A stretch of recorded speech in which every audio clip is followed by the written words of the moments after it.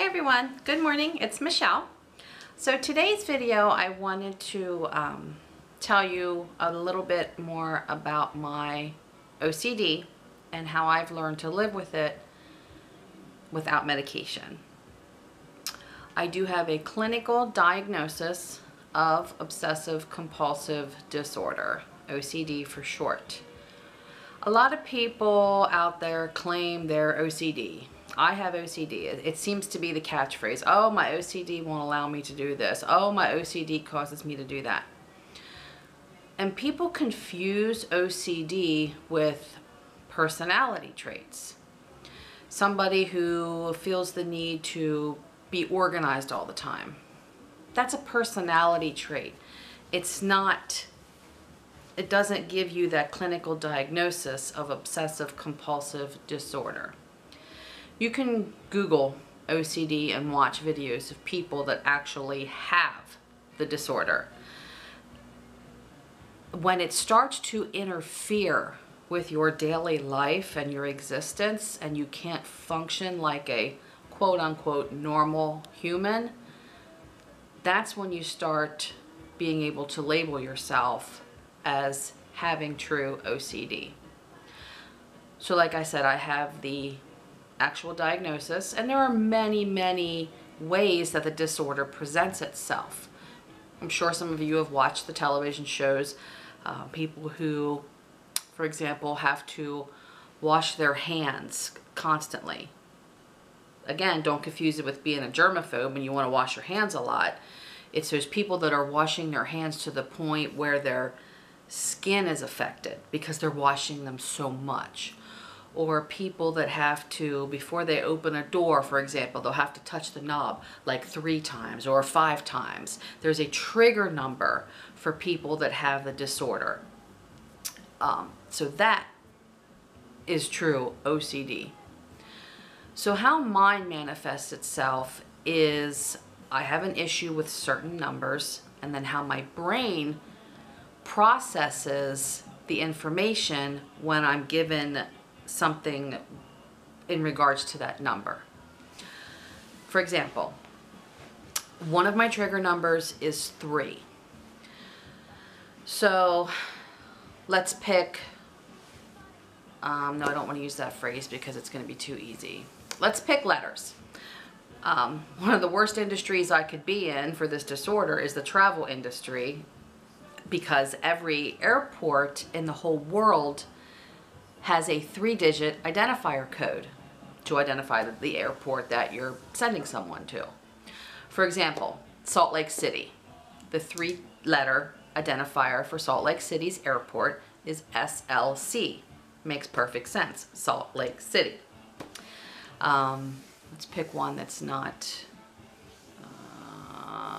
easy. For example, Harrisburg International Airport, where I worked for American Airlines. You would think the airport code would be HIA. It's not. It's MDT. So 3 letters is a huge trigger for me. So what happens with my brain when I have MDT written in front of me, or I have to say it, or someone says it back to me? My brain immediately goes into alphabetizing mode. So I will take the MDT, to me it becomes DMT.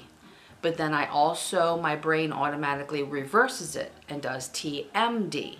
So my MDT becomes DMT and TMD. Then my brain goes one step further.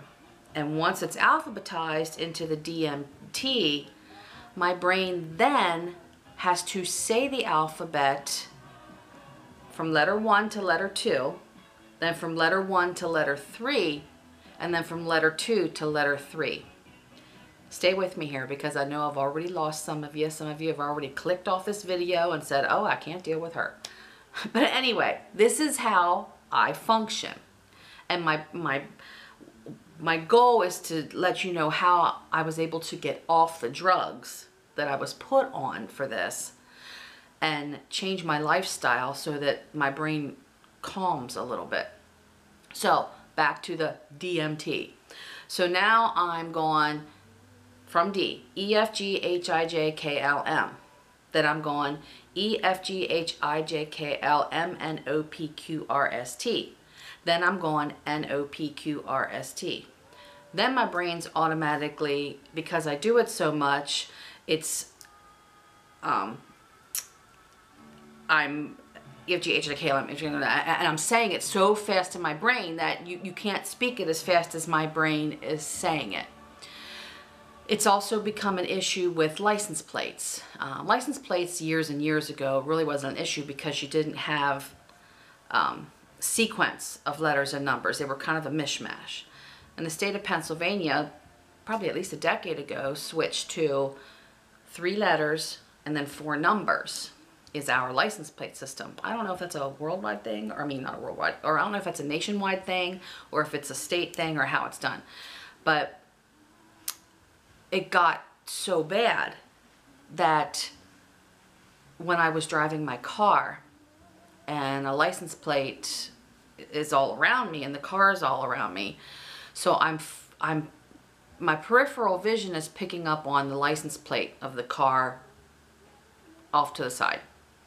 So then my brain goes into that processing mode, but then it was causing me to lose track of what I was doing.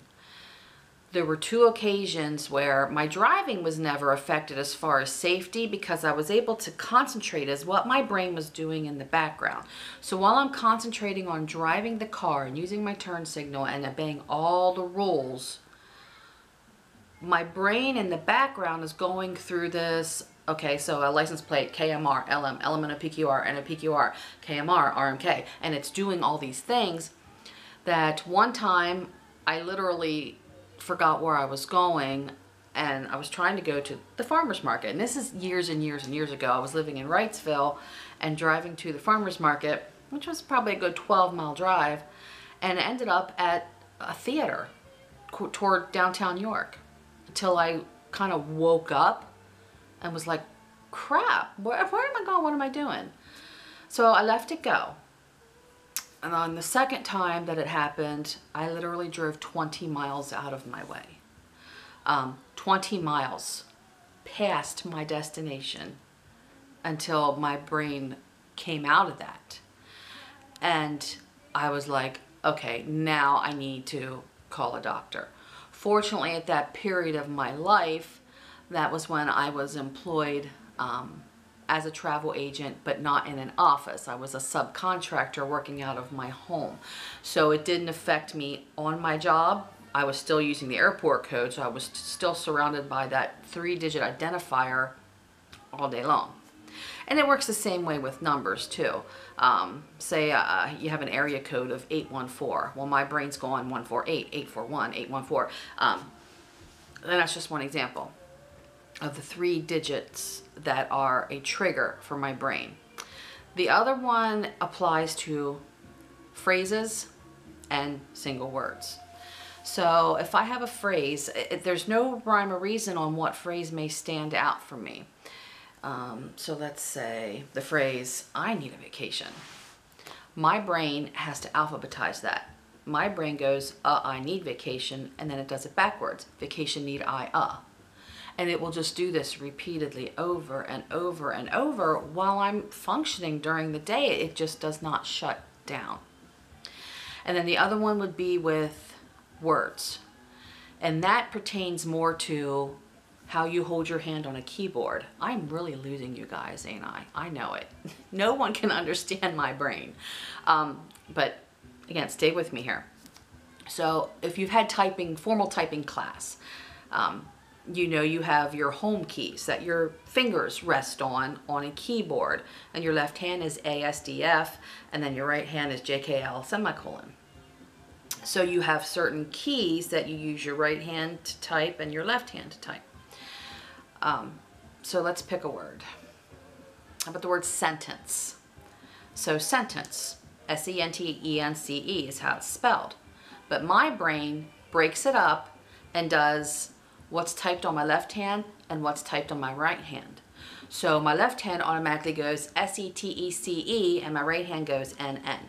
And then I got to do it backwards, N-N, S-E-T-E-C-E. So it takes that word sentence and it breaks it down into right and left based on a computer. So that is how my OCD manifests itself. And then what happens is my brain is never shutting down. So then I got into bouts of insomnia that would last for weeks. Not that I wouldn't sleep for weeks, but I would go to bed and I literally would lay in bed 2 hours, 3 hours or more before I just reached the point of exhaustion where I could sleep. But then, you know, I had to get up by a certain time in the morning, and this was daily. So the combination of the not sleeping and then my driving becoming affected, it was kind of like, okay, you know what? You're going to have to see a doctor for this because it's affecting your life. And then I got addicted to the sleeping pills, and then they eventually stopped working. I didn't take anything prescription as far as a sleeping pill. I was taking either Advil PM or, what was the other one I was taking? I don't know, it's been so many years now. It was primarily Advil PM. So I was taking them every single night before bed. But then eventually, like I said, they just weren't enough anymore. If I didn't take the Advil PM, then I was taking anywhere between 4 and 6 Advil liquid gels to kind of knock me out so that I could sleep. So I went to the doctor, told her everything. She was like, okay, you definitely have a clinical case of obsessive-compulsive disorder. So she said, the only way to cure that is with medication. I said, bring it on. So I was prescribed Zoloft. And I was put on a relatively mild dose, and she says it's going to take a while. It's not something where you take it for a day and you're better the next day. She said you're probably going to end up 4 to 6 weeks before you actually notice the Zoloft working.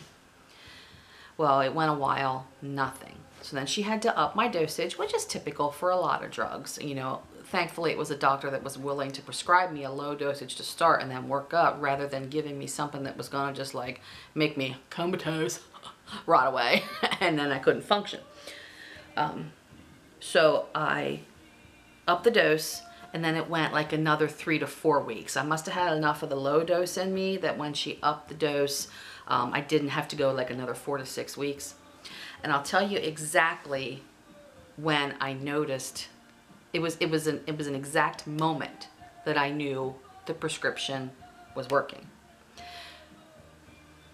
Till I got to the point where I had the prescription in me, because I was dealing with the exhaustion and the brain just scattered all the time, I was very agitated, very edgy. I was always on the edge of my seat, just bitchy. Not a bitch. That's not a, I shouldn't be saying that. Just like on edge all the time.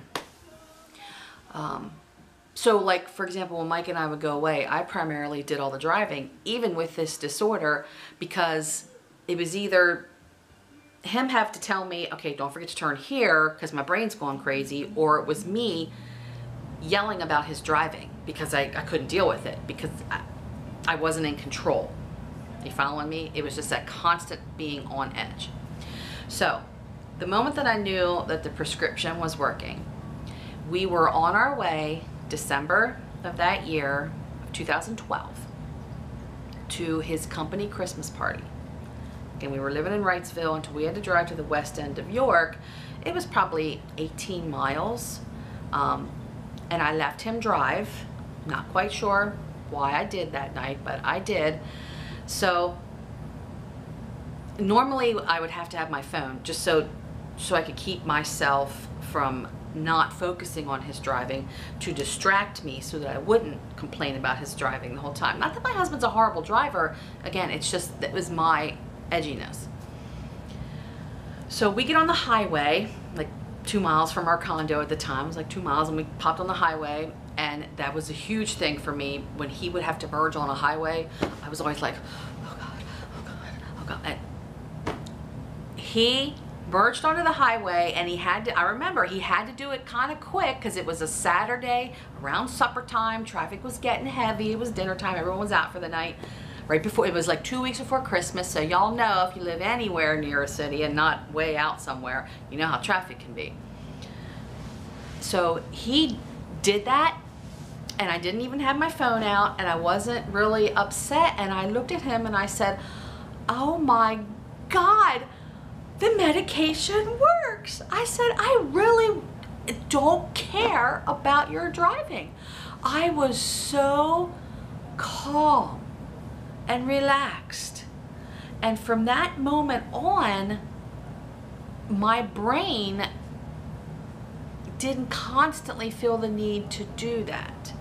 Not that it stopped completely. The edginess went away. I was able to sleep at night. I got off the sleeping pills. It was doing 90% of what it needed to do for me. I still had the processing in the brain periodically with word sentences and 3-digit things. But I would say I was 90% cured. So I was on it for a while.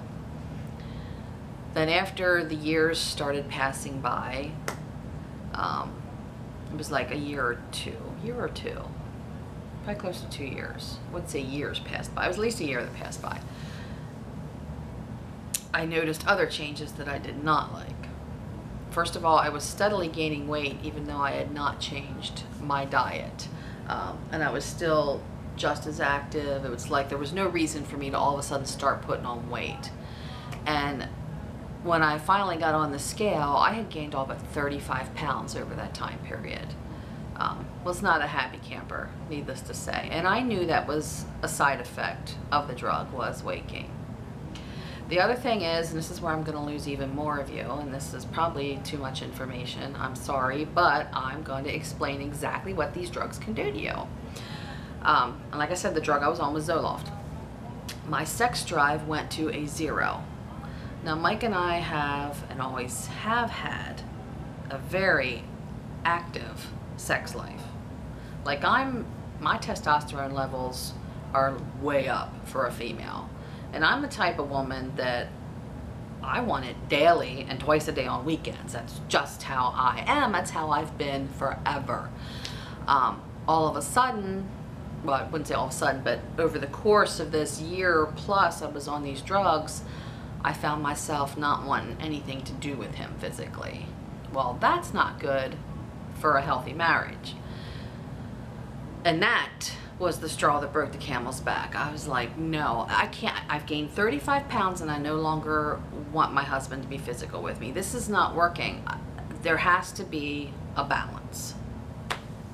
So I stopped taking the drugs. I was told not to stop them cold turkey, and I had the F it attitude, I'm getting off of them. I just stopped them. It was, I honestly can't remember right now how much time had passed. What I did when I stopped the drugs is I started researching holistic methods to try to calm the brain. So one of the things that, well, several of the things, the first thing I had to do is I had to start the decluttering process. And you hear about decluttering all the time. Well, someone with my condition, you have to realize that because it's a brain issue and how my brain processes things, if there's too much stimuli, that causes my brain to go into overdrive. So you walk into somewhere where there's, like a store for instance, say it's Christmas time, you're Christmas shopping, you walk into a store with a ton of Christmas ornaments to buy, Christmas ornaments you hang on a tree. That's stimulus for your brain. So then the brain goes into overdrive. It's like your eyes don't know where to focus first, and it hypes up the brain. I had to change my surroundings so that I had less stimuli for my brain. So I had to get rid of stuff. I had to create a calming environment. I had to start listening to spa or Zen-like music. So when I was home during the day and I was working from home, would have candles lit, and I would have like spa music playing in the background, no television, no music, and everything. I had to create an environment of serenity and peace. No junk sitting around, the bare minimum for decorations. And it worked. It definitely worked. It did not cure the OCD. The OCD is never going to be cured. It's a disorder that once you have, you're going to keep it till the day you die, but you have to learn to manage it. So I was managing it quite well. And I lived like that for years. So I went in then to the airline industry, and that whole airport code thing just became overwhelming. Because as a travel agent, yeah, you're dealing with airline codes, but you may be dealing with 2 or 3 a day. You know, you have one client that wants to go to Jamaica, so MBJ to send them into Montego Bay, I'm done. When you're in an airport setting and you're checking passengers in, you know, 150 passengers for one plane, and everybody has a piece of luggage and everybody's gone to a different destinations, you know, in a half hour I could have processed 150 airport codes. So the brain went into hyper overdrive again. And then I also found myself, because I'm back to being on edge, I'm back to shopping. We moved to Harrisburg. We got a townhome up there that was very big. I was out buying stuff. I was decorating. I had stuff everywhere. Not junky or a hoarder, mind you, but more than what I have now. And I stayed living like that again until I got sick. I left work. We moved back to York. I'm trying to sum up a couple years in one video, and this is probably dragging out too long, but again, just bear with me. So back here, not working. Brain's doing a little better, but not completely. I have still been struggling with, again, just the normal, the sentences, the words, and the 3-digit identifiers, again, whether they were license plates or whatever. And the insomnia came back. And then that's about the time period I started that book, Mastering Your Mean Girl by Melissa Ambrosini, which if you're new to my channel, please go buy that book and go read it. It's not expensive. It is a book that has changed my life. So as part, again, of the personal growth journey, it's made me become aware of everything around me that can affect my health, whether it's my physical health, my emotional health, my mental health, or my spiritual health. It just has made me more aware. So the decluttering and getting rid of stuff and going back to a more minimalist lifestyle felt natural to me, because having all the stimuli makes the OCD worse. So again, that's why I put out a video, I don't know, a month or 2 ago about starting the decluttering process. And even though I still have a nicely decorated apartment, having this small apartment that's very manageable for me with just enough decorations, and anything that would create clutter has found a home behind a closed door. And even that has to stay organized. I can't just shove everything in a closet and close the door, because when I open that closet to get something and I see chaos, it goes haywire up here again. So if you are someone, I'm going to try to wrap this up now. If you are someone who is struggling with an actual clinical diagnosis of OCD and you want off the drugs, or if you are someone who maybe doesn't have the actual diagnosis but finds themselves edgy, agitated, even depressed, try changing your environment with those couple things that I did, and give it a time period. Say, change your environment and let it go 3 to 4 weeks like that. And at the end of that time period that you've chosen, see if there is a difference in your attitude, in your brain, in your emotions. So again, declutter, get rid of stuff that's unnecessary in your life. Create a calm environment. And that's just, you know, a few examples for you. So that's where I'm going to end this. You've heard me talk about my OCD periodically. So there is an explanation of my actual clinically diagnosed obsessive compulsive disorder and how I manage it.